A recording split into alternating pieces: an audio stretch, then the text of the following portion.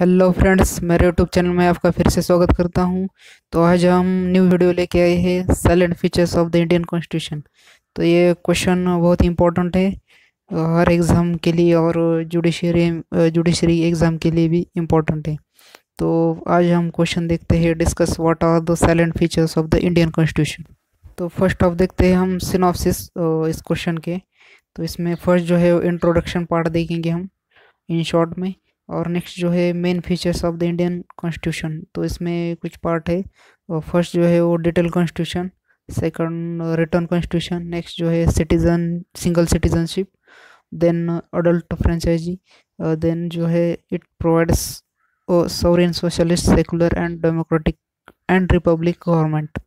Next जो है वो fundamental right, next fundamental duties, directive principle of the state policy, next जो है वो parliamentary form of government, then federal constitution with unitary bias, then जो है partly rigid and partly flexible, independent judiciary and preventive detention and rule of law. Next final जो है वो conclusion. तो शुरू करते हैं इंट्रोडक्शन से।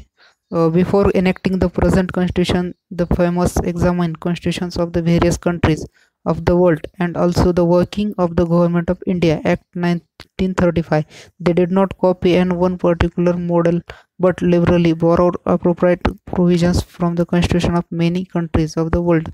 The constitution so adopted has the following main salient features. India का कॉन्स्टिट्यूशन बनाते समय हमारे जो फ्रेमर थे कॉन्स्टिट्यूशन के, उन्होंने जो है वेरियस कंट्री, बहुत कंट्री जो अदर कंट्री है उन सबके कॉन्स्टिट्यूशन का, उनके रूल का स्टडी करके सब, और हमारे देश का जो गवर्नमेंट ऑफ इंडिया का जो एक्ट 1935 था उनमें भी कुछ चीज़ें ऐड थी।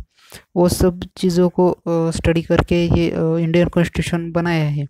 तो इनमें कौन से साइलेंट फीचर्स उनको ऐड कर दिया गया है, तो इसके बारे में हम देखते हैं डिटेल में अब। तो main silent features of the Indian constitution, तो उसमें फर्स्ट जो है वो detail constitution. The Indian constitution is one of the biggest constitution in the world. It is sometimes criticized that Indian constitution is a bulky constitution. This is because of the following must reason will be discussed. First जो है, we do not have separate constitution for the state as in USA, Australia and some other countries. Provisions regarding structure, power and function of the state are also included in the constitution of India. तो other जो country है तो उनमें जो constitution है वो state के लिए अलग था और जो सेंट्रल के लिए अलग था। तो हमारे देश में एक ही कॉन्स्टिट्यूशन है, जो पूरे स्टेट में ये एक ही कॉन्स्टिट्यूशन लागू है, जो देश में है वो ही अदर स्टेट में भी है हमारे इंडिया की। तो नेक्स्ट जो है वो many unwritten constitutional convention have also reduce to writing. In addition to the basic governmental structure, the constitution also make provision for the state liability for wrongs for the servant, citizenship, government services and electoral machinery, etc. Then part second provides for the fundamental rights. By amendment of 1976, some fundamental duties are inserted in the constitution. तो ये जो है इनमें पूरे other country की study करके जो हमारे देश को लागू हो सकते हैं और हमारे देश के लिए इम्पोर्टेंट, जो इन सब बातों को ध्यान रखते हुए हमारे जो कमेटी थी कॉन्स्टिट्यूशन बनाने वाली, तो इन्होंने सब चीज़ों को इंक्लूड कर दिया गया है ये पूरे कंट्री का स्टडी करके। इनमें फंडामेंटल राइट्स है, फंडामेंटल ड्यूटीज़ है, इन सबको पूरे इम्पोर्टेंस दे के इंडिया के लोगों के लिए इन्हें इम्पोर्टेंट किया गया है। तो नेक्स्ट जो है वो return constitution. Indian constitution is the return constitution. It is the formal source of all constitutional laws in the country and is regarded the supreme of the fundamental law of the land. It provides the powers of the divided among the three organs of the government, that is legislative, executive and judiciary. The powers of each organ are defined by the constitution and each has carry its activities within its scope. The validity of any law is determined according to the provision of the constitution. The law enacted by the legislature can't violate any provision of the constitution. तो whole country को देखा जाए तो हमारा ये constitution जो है वो सबसे बड़ा और सबसे इफेक्टिव और रिटर्न में है। जो रिटर्न में, जो कि पूरे वर्ल्ड में कुछ ही ऐसे देश है जिनका कॉन्स्टिट्यूशन रिटर्न में है। तो इनमें हमारा सबसे बड़ा और रिटर्न कॉन्स्टिट्यूशन है, जो कि पूरी कंट्री को स्टडी करके हमारे देश को जो लागू हो सकते हैं और हमारे देश में जो इफ़ेक्टिव कुछ हमारे पीपल के लिए या गवर्नमेंट के लिए इम्पोर्टेंस है, ऐसे कुछ लॉ प्रोविजंस को इनमें ऐड कर दिया गया है।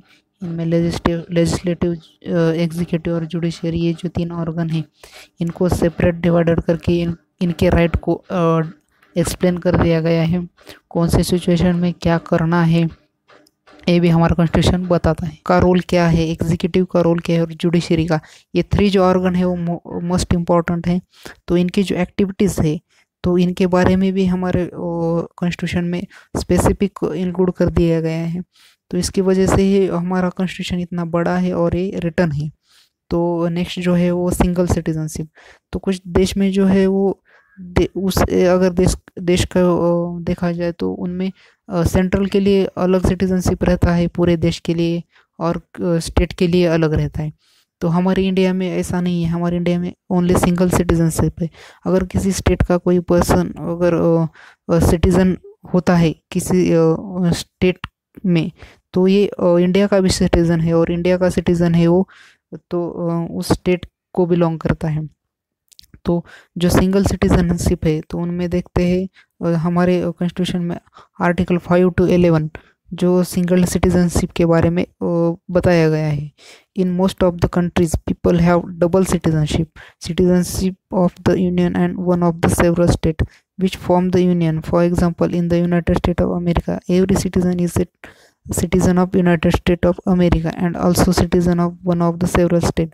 In India, the Constitution provides for the single citizen in Article 5 to 11. Every citizen is a citizen of India.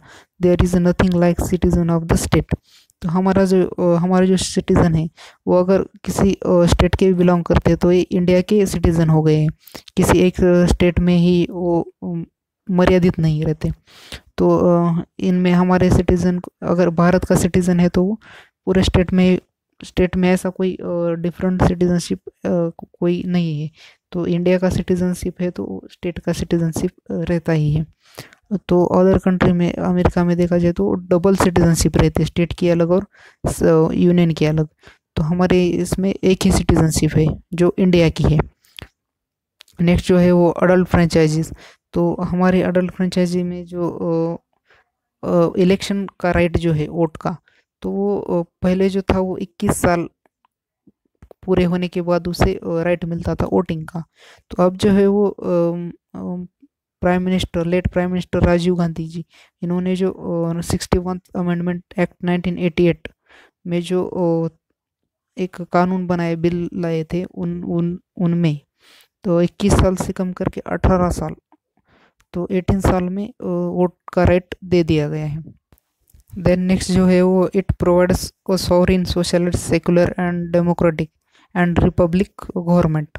तो इनमें जो है the Indian constitution provides for the sovereign, socialist, secular and democratic and republic government. Article 25 of the Indian constitution provides that every person has equal freedom of his religion.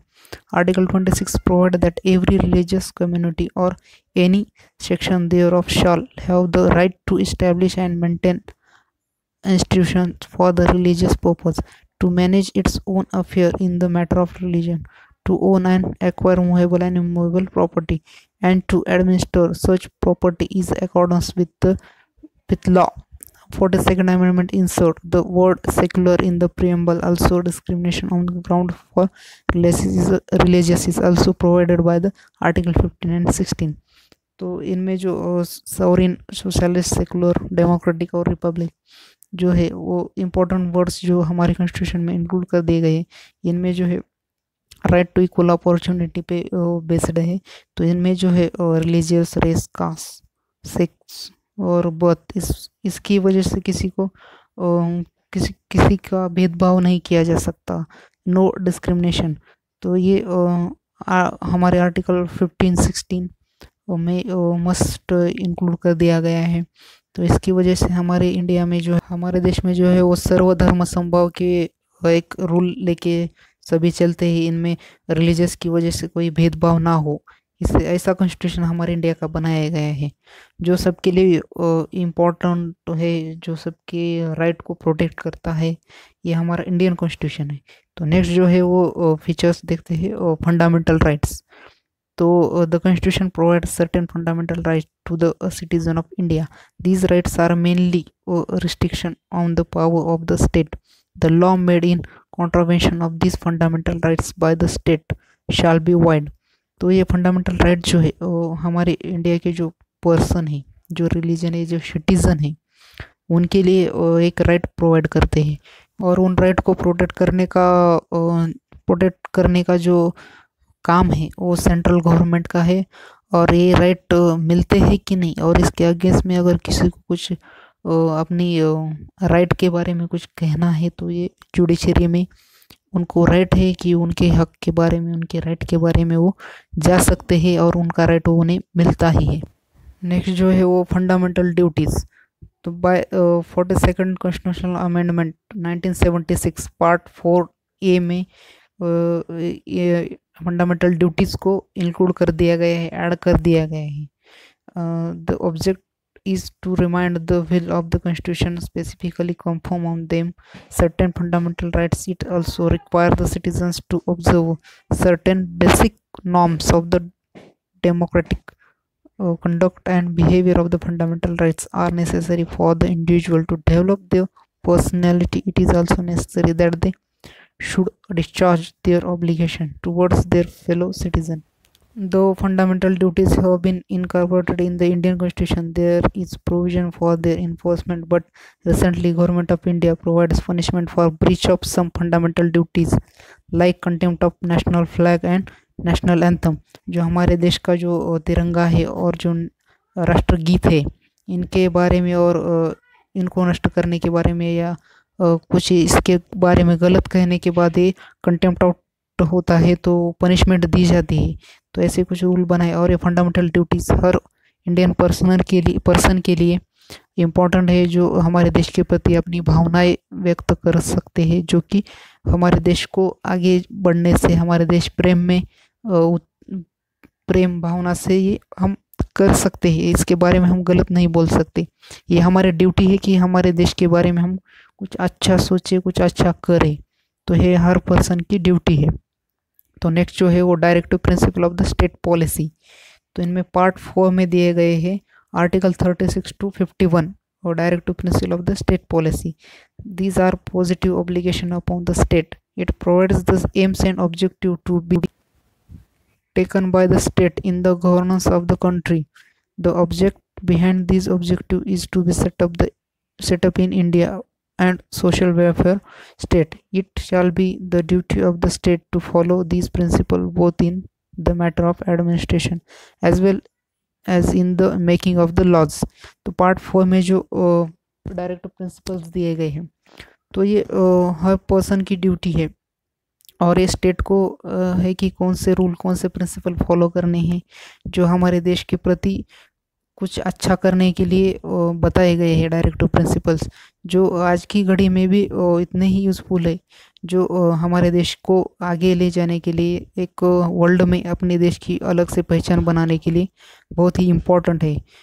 तो next जो है parliamentary form of the government, ये संसदीय शासन पद्धति, तो वो कैसी होनी चाहिए इसके बारे में भी दिया गया है हमारे कॉन्स्टिट्यूशन में। The Indian constitution establish a parliamentary form of government both at the central and the state level.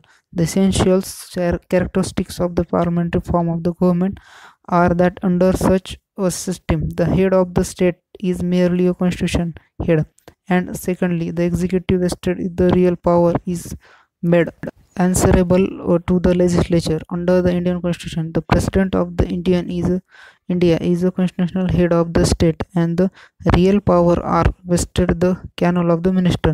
तो हमारे पार्लियामेंट्री सिस्टम में जो सेंट्रल की पावर है और जो स्टेट को पावर है उसमें डिवाइडेड है। उनमें कुछ एसेंशियल पार्ट है, कैरेक्टरिस्टिक्स है, जो उनके राइट के, उनके कार्य के बारे में डिस्ट्रीब्यूट करता है। हमारे यहाँ नॉमिनेटेड जो इलेक्टर रहते हैं वो प्रेसिडेंट है, और प्राइम मिनिस्टर जो है वो रियल हेड है। तो प्राइम मिनिस्टर की वो जो कमेटी रहती है उनकी सलाह से ही प्रेसिडेंट को काम करना पड़ता है। तो ये हमारे पार्लियामेंट की सिस्टम है, जो कॉन्स्टिट्यूशन में ही ऐसे आर्टिकल दिए गए हैं। तो ये पार्लियामेंट्री सिस्टम कैसे चलानी है। तो नेक्स्ट जो है वो federal constitution with the unitary bias. The Indian constitution includes in it all the essential characteristics of the federal government, but at the same time it incorporated certain provisions which ensure dominant authority to the center even in normal times। तो हमारे India की जो constitution है वो federal constitution है। इनमें जो संघ राज्य बना के हमारा एक देश बना है, तो इनमें जो राइट है वो डोमिनेंट अथॉरिटीज़ को दिए गए हैं, जिनमें पूरी पावर जो है वो सेंट्रल को दी गई है, और सेंट्रल के कंट्रोल से ही पूरे स्टेट को काम करना पड़ता है। उनके राइट अलग दिए गए हैं, लेकिन सुप्रीम अथॉरिटी जो है वो सेंट्रल गवर्नमेंट है, जो पूरे स्टेट को मिलके ये हमारा देश जो बना है उनमें जो राइट को या उनकी जो कार्य पद्धति है उनमें कुछ डिविडेंट है, पर लेकिन सबसे ऊपर जो है वो सेंट्रल गवर्नमेंट है।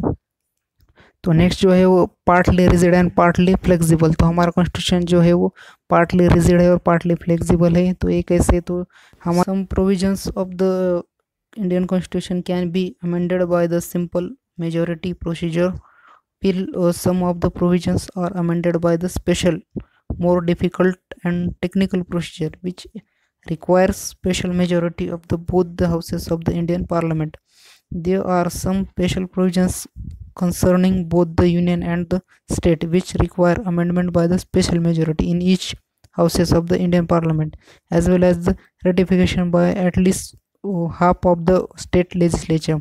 तो हमारे यहाँ कुछ रूल लॉ बनाने के बोथ हाउसेस, दोनों ही हाउस को, पार्लियामेंट के कुछ वोटिंग का राइट होता है, जिनमें अगर कोई सिंपल मेजॉरिटी से कुछ लॉ एक्ट बन जाते हैं, और कुछ डिफ़िकल्ट लॉ बनाने के लिए उनमें स्पेशल मेजॉरिटी चाहिए और कुछ टेक्निकल प्रोसीजर फॉलो करनी चाहिए। उसके बाद कुछ स्टेट की रेटिफिकेशन लेनी भी ज़रूरी होती है।